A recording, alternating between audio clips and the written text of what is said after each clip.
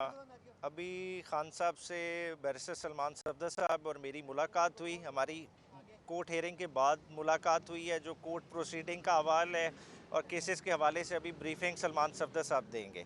जो खान साहब के साथ मीटिंग हुई उसमें खान साहब ने सबसे पहले तो अपनी कौम को मुबारकबाद पेश की है।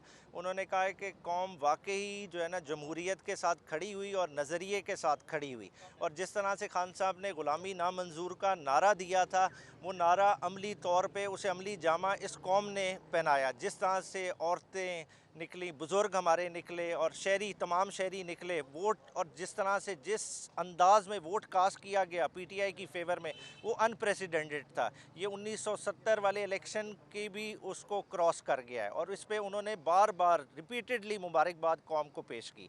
और जिस तरह का मैंडेट पीटीआई को दिया गया है, इंशाअल्लाह ताला पीटीआई मरकज़ में, केपीके में और पंजाब में गवर्नमेंट बनाएगी। और खान साहब ने और बहुत उसमें ड्यूटीज़ भी असाइन की है कुछ लोगों को। वो ड्यूटीज़ जो केपीके पंजाब के हवाले से हैं वो डायरेक्टली उनको बताई जाएंगी, इसलिए अभी मैं उनके नाम नहीं डिस्क्लोज़ कर रहा। दूसरी जो बड़ी बात खान साहब ने की आज की, उन्होंने मुल्क के सबसे बड़े प्राइम इदारे से अपील की कि खुदारा अब जो कुछ पहले हो गया। ये देखें, कौम ने मैंडेट एक दिया है, वो मैंडेट रिस्पेक्ट होना चाहिए, वो हर तरह से रिस्पेक्ट होना चाहिए। कौम के मैंडेट के साथ जो 9 फरवरी के बाद हो रहा है वो नहीं होना चाहिए किसी तरह से भी, क्योंकि ये कौम को फर्दर एलिनेट दरमियान दूरियां पैदा करेगा। तो ऐसा बिल्कुल भी नहीं होना चाहिए। आज जिन हलकों में रातों रात 9 मई से रिजल्ट बदले गए हैं और बदले जा रहे हैं, खान साहब की उन हलकों की आवाम से और कैंडिडेट से पुरजोर अपील है कि कल दोपहर को वो निकलें और भरपूर प्रोटेस्ट करेंगे। वो थ्रू आउट पाकिस्तान उन हलकों में जहाँ जहाँ ये धांधली के वाक़यात रूनुमा हुए हैं, और इन पे भरपूर तरह से जो है ना इसका इजहार किया जाएगा और अदालती तरह से भी फॉलो अप किया जाएगा। और ये एहतजाज बिल्कुल पुरअमन होएगा, क्योंकि खान साहब की तारीख रही है, हमेशा से पुरअमन एहतजाज हम करते रहे हैं। हमने धरना दिया, पुरअमन रहा, और अब भी ये पुरअमन होएगा। क्योंकि देखें, जमहूरी अमल में वोट की ही रिस्पेक्ट है। अगर वोट ही चोरी हो जाए तो आवाम क्या करेंगी? आवाम के पास वाहिद रास्ता पीसफुल प्रोटेस्ट का है, और तहरीक इंसाफ वो रास्ता अडॉप्ट करेगी। साथ ही साथ खान साहब ने ज़िक्र किया अपने जो हमारा माशी बुरान से गुजर रहे हैं। खान साहब ने कहा कि देखें, ज़मीन बोस हो चुकी है हमारी इकॉनमी।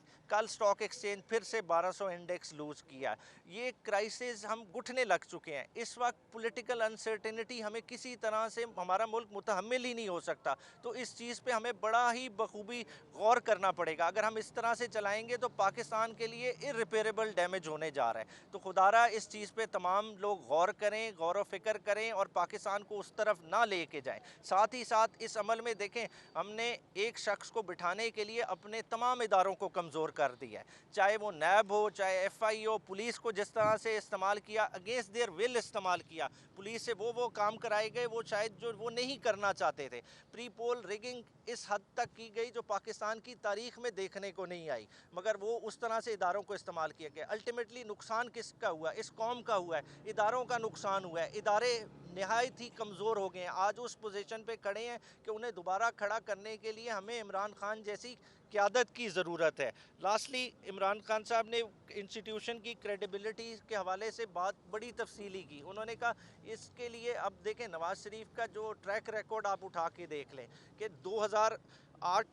2008 में गए, 2018 में गए, 99 में गए, ये गवर्नमेंट्स को बैंकरप्ट करके गए। आप 16 महीने की परफॉर्मेंस देख लें, आपकी जो PDM की गवर्नमेंट की रही, उसमें क्या इस कौम का हशर नशर हुआ है। तो खुदारा अब उस चीज़ को रिपीट ना करें। अब ये मिक्स अचार के साथ नहीं हुकूमत चल सकती। जिस गवर्नमेंट का मैंडेट है उसको रिस्पेक्ट करें। एक 50 सीटों वाला कैसे फतह का ऐलान कर सकता है कि 50 सीटें अभी आई नहीं? आप इंडिपेंडेंस की जो लेबल कर रहे हैं पीटीआई के उससे डबल उस वक्त नंबर है, मगर उसका आप मैंडेट का रिस्पेक्ट नहीं करते। आप किसी चीज़ का इंतज़ार नहीं करते। आपकी टिकटें दोहा की कटी हुई 65 टिकटें ऑन रिकॉर्ड है इत्तेहाद एयरलाइन की, ठीक है। तो अचानक ये क्या इतना बड़ा शिफ्ट आया है? तो इन सारी चीज़ों को देखने वाला है। पीटीआई का मैंडेट हर तरह से रिस्पेक्ट करें और हमें एक बड़े क्राइसिस से बचाएं। शुक्रिया। देखिए जी, आज एक सवाल पूछ लें, बताइएगा, कल मियां नवाज शरीफ ने खिताब किया और उन्होंने हुकूमत बनाने का ऐलान किया है, उस पर कोई बात हुई खान साहब? जी, वो यही उन्होंने कहा कि 50 सीटों पे कोई कैसे ऐलान कर सकता है। खान साहब ने आज डॉन अखबार बड़ा बखूबी पढ़ा हुआ था और तमाम हालात से बड़ी तरह से अवेयर थे और वो कह रहे थे मतलब ऐसी सीटें, अब वो नूर आलम की उन्होंने मिसाल दी, ठीक है ना, आप रेहाना डार का देख लें, मतलब हल्के जो जीते जिताए कन्वर्ट किए गए हैं रातों रात, वो कैसे हो सकता है। इस्लामाबाद की 3 सीटें कैसे कोई और जीत सकता है। पीटीआई की लंबी मार्जिन से 50-50 हज़ार की लीडें हैं, उन्हें आप अंडू कैसे कर सकते हैं। ये आप फर्दर क्राइसिस में इस मुल्क को डाल रहे हैं। देखें, आप इमरान खान की ज़ात को भूल जाएं, दूसरी चीज़ों को भूल जाएं, ये इस मुल्क की जो है ना इशू, मुल्क की क्रेडिबिलिटी, मुल्क के इंस्टीट्यूशंस की क्रेडिबिलिटी का है। अच्छा, ये बताइएगा प्लीज कि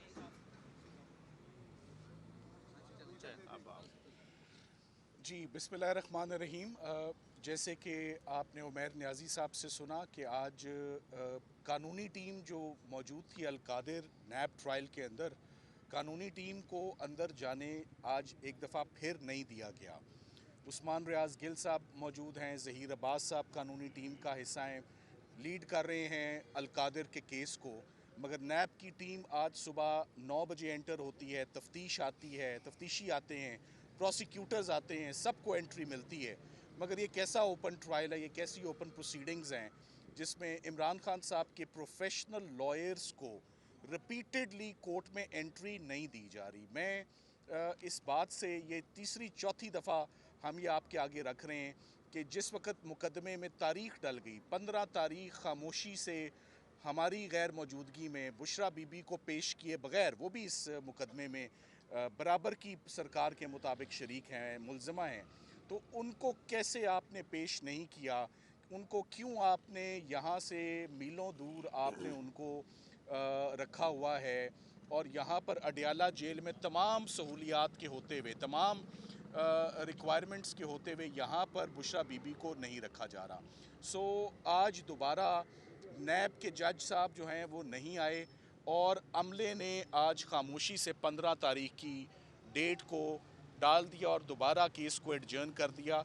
ये लीगल टीम उनकी खड़ी रही 3 घंटे और 3 घंटे की बदस्तूर डिलिबरेशंस के बाद, रिपीटेड रिक्वेस्ट के बाद और एक फॉर्मल एप्लीकेशन के बाद कि कानूनी टीम का इमरान खान साहब से मिलना बहुत ज़रूरी है। तो पता नहीं क्यों, किन वजूहात पर आज कानूनी टीम को इमरान खान साहब से मिलने नहीं दिया जा रहा था। मगर मुझे इमरान खान साहब से मिल के सबसे पहले तो ये खुशी हुई कि मुझे लग रहा था कि वो ताज़ा जिम करके और एक्सरसाइज करके और नहा के आ रहे थे, बड़े फ्रेश थे, बड़े अच्छे मूड में थे। और जो इम्प्रेसिव बात थी, he was very well informed. He exactly knows what is going on. He exactly knows how the elections took place. उन्होंने elections के हवाले से बड़ी तफसीली हदायत उमैर न्याजी साहब को दी, जो उन्होंने आपसे शेयर की, कुछ उनके मैसेजेस थे वो दिए। क्रिमिनल केसेस के हवाले से उन्होंने, मैं आपको ये बताता चलूँ कि खान साहब 16 महीने से क्रिमिनल केसेस का वन आफ्टर दी अदर, कभी लाहौर, कभी कोयटा, कभी कराची, कभी इस्लामाबाद, कभी पिंडी, कोई ऐसा मुकदमा नहीं, कोई ऐसा जुर्म नहीं जिसमें इमरान खान साहब को जिसको उन्होंने फेस ना किया हो, कोई ऐसा मुकदमा नहीं जो झूठा ना साबित हुआ हो, कोई ऐसा मुकदमा नहीं जिसमें ज़मानत ना कन्फर्म हुई हो।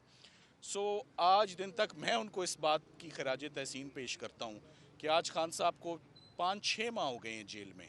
उन्होंने किसी एक दिन मुझसे नहीं पूछा कि मैं अक गया हूँ या थक गया हूँ या मुझे किस दिन बाहर निकालोगे। So hats off to him कि वो अपने उसी मजबूती से वो खड़े हैं। उन्होंने किसी दिन लीगल टीम को प्रेशराइज़ नहीं किया कि मेरे बाहर निकलने में कितने दिन हैं। अलबत्ता हम अब ये ज़रूर समझते हैं कि इन मुकदमों का एक एंड होना चाहिए, इनका एक लॉजिकल कंक्लूजन होना चाहिए और अब दिन आ गए हैं कि इमरान खान साहब को इन तमाम मुकदमों और इनकी भंवर से बाहर निकल के वापस अपनी आवाम में उनको आना चाहिए। इलेक्शंस आपके सामने हैं, वो आपने देख लिए हैं। लीगल केसेस मेरे सामने हैं, वो सारे के सारे खोखले हैं, सारे बेबुनियाद हैं, सारे रेत का पहाड़ हैं, एक हवा के झोंके से सारे गिरने वाले केसेस हैं। वो गलत जुमला नहीं बोला कि 10 सेकंड और 14 सेकंड में क्रिमिनल केसेस ख़त्म होंगे। आप इन केसेस को शुरू तो करने दें। उन्होंने जाते जाते मुझे ये ज़रूर कहा कि मेरी अपील्स तोशाखाना में, साइफ़र में और इद्दत के केस में जल्द अज जल्द वो अपीलें लगाएं। अब तो आप chief justice Islamabad high court को आप मेरे बिहाफ पर कह सकते हैं कि इलेक्शंस भी हो गए हैं, अब तो मेरी अपीलें लगाई जाएं और अपीलें जो हैं वो सुनी जाएं। जितने भी आज दिन तक कानूनी मुकदमात इमरान खान साहब ने फेस किए हैं, मैं ये आज बात ज़रूर कहना चाहूँगा, 3 ऐसे मुकदमात थे जिसमें मैंने, वैसे तो हर क्रिमिनल केस में ही जो मुकदमा फेस कर रहा होता है उसको तकलीफ़ होती है, मगर 3 ऐसे मुकदमे मैंने देखे जिसमें उनको दिली दुख हुआ। पहला मुकदमा था ज़िले शाह का। ज़िले शाह का जो मर्डर हुआ और उसका ज़िम्मेदार इमरान खान साहब को ठहराया, मैंने उनको ज़्यादा हर्ट पाया। दूसरा क्रिमिनल केस जिस पे मैंने उनको बहुत रिएक्ट करते देखा, वो करप्शन चार्जेस थे। उन्होंने कहा ये काम मैंने ज़िंदगी में कभी नहीं किया करप्शन का। अलकादिर के हवाले से और तोशा खाना के हवाले से कि I am not a corrupt person, so I saw him reacting. The third case जिस पे उनको बहुत दुख है, ना सिर्फ उनको दुख है, हम सबको ही दुख है, हमें भी दुख है कि ये इद्दत और निकाह वाला जो केस था, इसे हम कहते हैं below the belt. Below the belt जाके ये केसेस चलाना, ये प्राइवेट मामला थे, ये डोमेस्टिक इश्यूज़ हैं, ये इस लेवल पे हाईलाइट नहीं होने चाहिए थे। और इस लेवल की क्रॉस एग्जामिनेशन और इस लेवल का एविडेंस कोर्ट में झूठा प्रेजेंट करना, एवेंचुअली इन सारे केसेस का क्या अंजाम होना है आपको मालूम है। It's only a matter of when. But इद्दत का केस तीसरा केस था जिस पे खान साहब बहुत अफसरदा थे कि ये नौबत यहाँ तक आ गई है। उन्होंने एंड में ये ज़रूर कहा कि बुशरा बीबी को क्यों उधर बंद कमरे में, तारीकी में उनकी खिड़कियाँ बंद करके उनको वहाँ पर टफ़ टाइम वहाँ पर दिया जा रहा है। वहाँ पर इर्द गिर्द कोई और ख़वातीन नहीं है, उनको अकेले वहाँ रखा जा रहा है। उनकी अपील है कि उनकी बेगम को, ना उनकी ख्वाहिश है इमरान खान साहब की, ना उनकी बेगम की ख्वाहिश है, ना उनके किसी वकील ने किसी जगह उनके बिहाफ पे कोई दरख्वास्त दी। सो वो चाहते हैं कि जैसे तमाम कैदी अपनी कैद काटते हैं जब तक उनकी सज़ाएं मुअत्तल ना हो जाएं या ज़मानतें ना हो जाएं, बुशरा बीबी से भी कोई इम्तियाजी सलूक ना रखें, आप उनको भी अडयाला जेल में मुंतकिल करें। और जैसे हर कैदी सज़ा काट रहा है, जैसे इमरान खान साहब काट रहे हैं, वो भी वापस यहाँ पर उनको मुंतकिल किया जाए। सो बहुत जल्द आप देखेंगे कि अगले 2-3 दिन में इमरान खान साहब की जितनी भी अपील्स हैं वो अपने फ़ाइनल मराहिल में हैं। फ़ाइनल मशावरत के बाद इमरान खान साहब की ज़मानत की एप्लीकेशंस भी इस्लामाबाद हाई कोर्ट में आएंगी और उनकी अपील्स भी फ़ाइल होंगी।